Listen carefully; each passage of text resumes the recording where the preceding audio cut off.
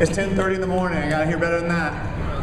Hello, SFG 2017.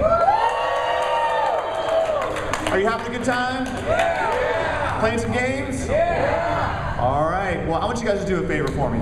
This may suck, but I want you guys to do a favor for me. We're gonna try and make some noise in here to get those folks out here to go, what's going on? So I want this side of the room, as loud as you can, to go SF. This side, GE. Can y'all just humor me on that? Yeah. Okay, you ready? All right, let's go loud as you can, like a football game. 1, 2, 3. SF! GE! SF! GE! SF! GE! SF! GE! Awesome, that was awesome. Thank y'all for doing that. All right, so this is going to be the reveal of Nintendo Skyscraper. I know you guys have read about this, and someone asked me what I thought about this. What do you? I think this is going to be like Indiana Jones opening the Ark at the end of Raiders of the Lost Ark, only without the face melting and the dangerous lightning. So you guys are here to see that. I'm not going to talk anymore. I just wanted to say thank you all for coming to the show. Thank you all for coming to this panel. And I'm going to hand it over. We have a whole team of gaming glitterati here. So I'm going to hand it over to Billy Mitchell and Walter Day. They're going to talk a little bit about the history of Skyscraper, and then we'll go on with our program. So here they are. You're up, Billy.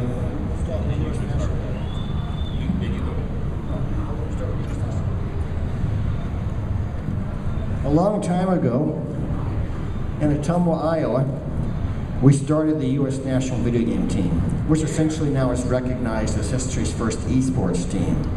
And we did something that really hadn't been done at that time. We did a major road trip at our own well, it's not completely at our own expense. We did have paid sponsors, but we got in a bus full of games. It was 53 feet long or something like that. And we started touring the nation, doing promotions different places. And breaking down. And breaking down like 7 times. Before finally, it didn't survive the 7th breakdown, and we got in a brand new car and went 90 miles per hour with him driving for the rest of the trip. And so we went a lot of places. We went to Ohio, we went to Illinois, we went to Michigan, we went to Minneapolis, we went to Omaha, we went to Coeur d'Alene, Idaho, Moscow, Idaho, Seattle, we went to all over California. But when we got to Seattle, we visited Nintendo. And Nintendo was a place, well, they were very dynamic, and they're full of a lot of activity and a lot of things going on. And inside their offices, they had an actual in-house arcade. And not only were there successful titles like Donkey Kong there and so forth and so on, they also had some of the things that just didn't make it to the next stage or the next stage or the next stage of development and being rolled out. And one of those games that we played there, that we probably have the most unique distinction, having been amongst the few people in history to ever seen Skyscraper. They had one Skyscraper, and Billy will remember better than I will. Were there only like 4 in existence, weren't there? No, they had actually created 12, and they decided not to mass produce it. They actually shredded, for lack of a better term, shredded 11 of them, and the one in the break room was the only one that still existed. They don't have any sentimental value towards games. They do for money, but not games. We were there, we were actually kind of a nuisance. They knew me just a little bit, and they didn't know any of the other guys because they didn't care. Maybe they still don't. But the fact of the matter is, we played the game, and I had assumed at the time, I didn't know that 11 of them were shredded. Going to places like Sega or Nintendo, we often learn that the games they produced that they didn't put out, they used to donate to the military, and they'd be off on aircraft carriers and arcades, things like that. I assumed that's where they were. And I'm 100% confident that up until a few months ago, there's only one person, she knows who she is in this room, who even would know what Skyscraper ever was. And so the fact of the matter is, I thought it was a game that I had just seen, and anytime I spoke of it, everybody just scratched their head and didn't remember anything. As a matter of fact, the guys who we traveled there with, who were there in the break room with us, I said, remember we played Skyscraper? No. So, I mean, there was nobody even to speak to of it. But the fact is, yesterday, we talked about the games that we all played, the games that were our passion, and how now we embrace it because it's what we did, it's what we loved, and now people are beginning to embrace it more and more. And this is a different segment because this is something that should have otherwise just been lost to history, as this game since 1992 has been tucked away in a Nintendo warehouse and has never ever seen light of day. So, essentially, we were there, we played Sky Skipper. Billy and I in particular remembered it for different reasons that will be unveiled as the days goes on and the game's revealed. But here's the most special thing I want to bring out of this experience from me and Billy. If you'll look around the room, you'll notice there's a lot of people here. We were worried there were going to be 5 or 4 or 3 people in the audience. Especially so early. Oh yeah. Now, to me, here's the reason why this phenomena is happening. The collective gamers, classic gamers and collectors and people who are now really becoming historians. A lot of you people have actually become what we could call technically historians, but it sort of snuck up on you without you realizing it because you were just doing what was dear to your heart, what you love to do. You got out there and you started researching games, you started finding, with your creativity and spending money out of your wallet, you begin to find pieces that you needed so that you could bring your own games back to life, do the research for those games, help redesign them or get them put back together. And you're essentially doing a lot of the fundamental acts that a person does who's a professional historian or a professional museum curator.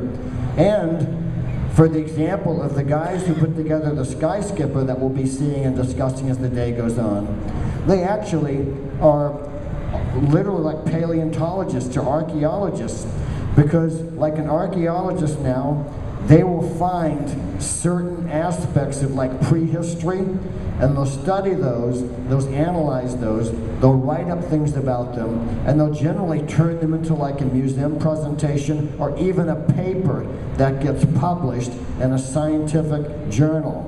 So this is a video game collector's version excuse me, of scientists actually doing the research, making the discoveries, and now publishing for everybody to see.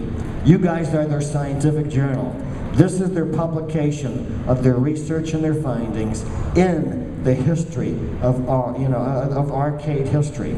Finding something that otherwise was forgotten, bringing it back to life, putting it all together, and now here is what they have to present to you.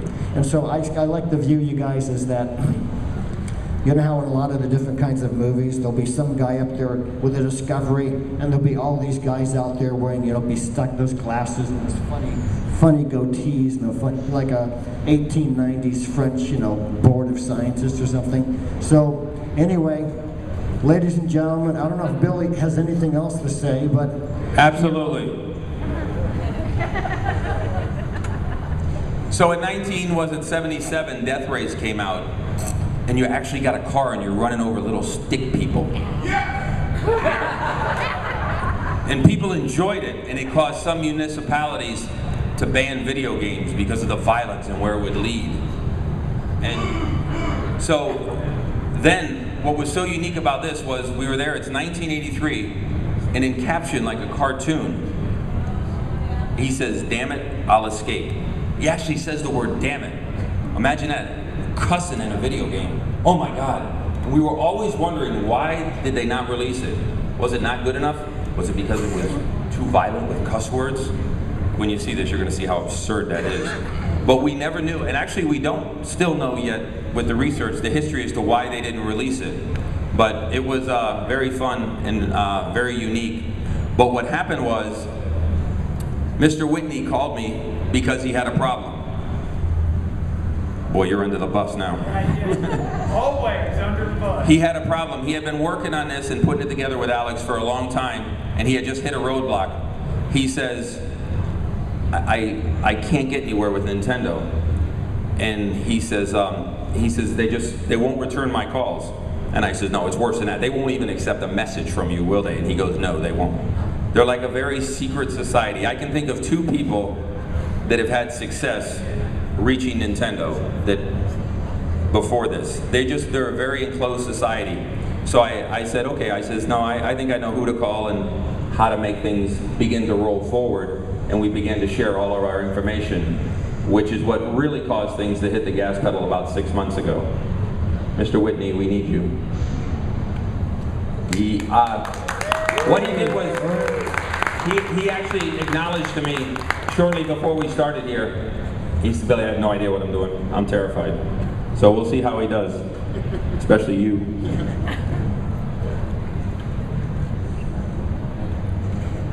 All right, Alex, you want to go ahead and start it out? Well, I just want to say thank you very much for inviting me over here. My first time in the United States, so a little bit nervous in front of all these Americans. But yeah, what a journey. I never thought in my wildest dreams that this little game would take me all the way to the good old United States. It's unbelievable. I found this game 2 years ago now, and I was actively searching for it because I'm a big Nintendo collector. I collect all of the early Nintendo games, especially the games that weren't programmed by Nintendo.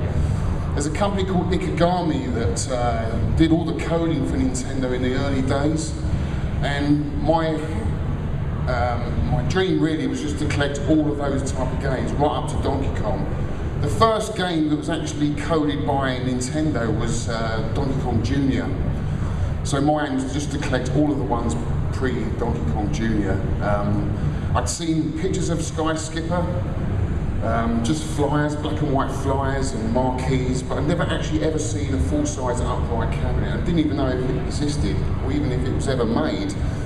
But then finally, I found a PCB, an actual board set, up in the north of England, marked Popeye.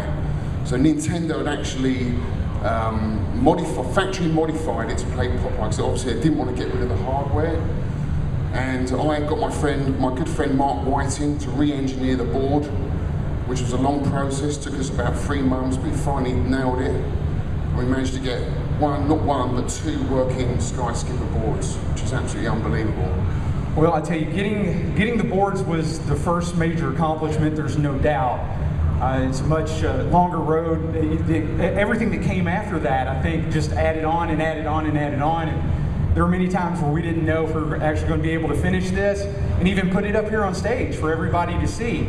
But I will say this, not speaking for Alex, but I know the sentiment's the same. We're humble that so many people are here and have shown interest in this. And we thank everybody for making the time and coming to SFG and seeing the labor of our love. And so, real quick, I've got a couple people that I think we need to thank before we get into yanking the cover off this thing and showing. Do you think it's going to start? Do you think it's going to work? Probably not. Okay, all right. There's always a chance that I forgot something, but I'm going to hope that we didn't, okay? So it's a 50-50 shot. But real quick, is a couple of shout outs, just real fast. I've got a couple people I want to thank. First and foremost, this gentleman right here. Does everybody know Richard Lim? Yeah. This old game. Yes. So Alex and I went through the entire process of the artwork restoration with our third teammate, Ollie Cotton. And when it came time to determine who was going to make this cabinet look better than factory, we knew that there was only one person that we could get in touch with and reach out to, and that was Rich. And so Rich did a fantastic job, and I do want to say that everything that you all see here today, what you see out on the game floor, and then what we show in our panel discussion this afternoon, I think that's at like 4:30, so we invite everybody to come to that because Alex and I are going to talk a lot more in depth about the project. We're going to show some of the preliminary artwork, talk about the PCBs, and even some plans that we've got coming up, okay, after this reveal, because there's a lot more that we've got kind of in store as well. But Rich, we want to thank you because I know that we brought you a load of work, and he took it with aplomb. And he said, guys, we'll get this done, and it was unbelievable, man. So Rich, thank you very much. Yeah, thank you. Yeah. Took your time, but we got there. Yeah, we got there perfect. You cannot rush perfection, that much I will say. And real quick, I do want to thank my good buddy Jonathan. Jonathan Waldson up here in the front row. Jonathan was a huge help to me. He came up, yeah, stand up, Jonathan. Yeah, so when it came time to restore the cabinet and everything, Jonathan reached out to me and he said, hey dude, I know what you want this to look like. Do you need a second set of hands? And I never claimed to be the brightest bulb in the bunch, and I said, but I knew that right then and there I needed the help. And I was like, Jonathan, come on, buddy. And we hammered on it, and I believe that the results definitely speak for themselves. So we didn't leave any stone unturned. I know that. So I mentioned Ollie. So you want to talk about Ollie for a second, real fast? Yeah, Ollie's does a lot of artwork in the UK, and he just seemed the best choice, really. I know him as a good friend, so yeah, I've got to thank Ollie. Mark Whiting, obviously, did the engineering of the board. Steve, Atari Tubin, who supplied us with the flyer originally. We had something to go off. And John Porter, who's helped us with what we're going to chat about in the panel discussion a bit later on. Yeah, exactly. So, as you can see, it was a whole group of people, and everybody contributed to the project. And I do want to say, last but certainly not least, the person that put up with me the most, two of them, be my wife, number one, and then my co-host Brent Griffith over here, number two. So I need to give a shout out and a hand to Brent, because he took it on the project as well, and he said, you know what, man? He goes, I know you're going to do this side thing, but go at it and knock it out. And so, Brent, I thank you for that as well, man. So I guess, dude, without further ado, we're pretty much at the time, aren't we? All right. So I'm going to walk around this. Is everybody ready to see this? Just out of curiosity. All right. Now, there's a good chance that it's going to work, okay? There's a good chance that it's not going to work because, you know, it's 35-year-old technology. I will say this, though. We got the cue going? Maybe, hang tight for 1 second. Oh, he's doing the build-up. Okay, we'll get to the build-up in just a second, all right? One thing that I told Alex about is, I said, Alex, we cannot have anything fail on us on the way, on the trip down, or when we turn this thing on. It's got to be picture perfect. And he said, mate, what are you going to do to make it perfect like that? That's the best I can do, man. I'm sorry. That's pretty bad. But anyway, so we went through. We rebuilt an extra monitor. We rebuilt an extra power supply. Alex brought his extra board set. The only thing that we did not duplicate was the cabinet itself, and I don't know that we would live through another one of those, okay? So we should be good. We got all the fail-safes in play. So are you ready to do it, man? All right, everybody, let's give us a big 3, 2, 1. Are you ready? 3, 2, 1. Sky Skipper!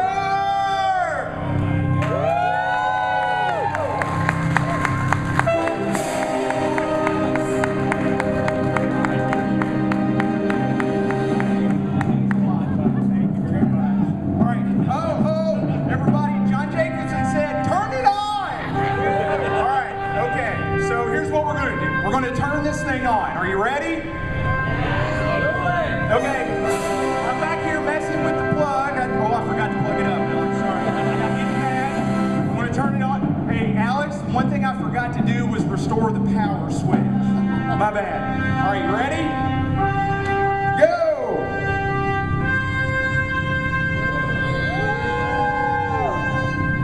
And we have contact. Woo! It lives.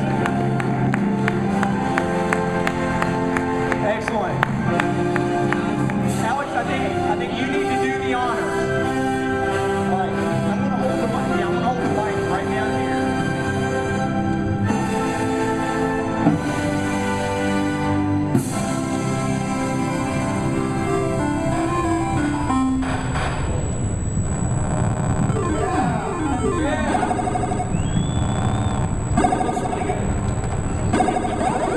Yeah, so for everybody who can't see, Alex is rolling through the game. This, and just as a quick aside, this game is available in Maine for anybody who does want to go out and give it a shot and take a look at it. So Alex is playing through, and fortunately the board has not taken a dive on us yet, so it looks like we're good.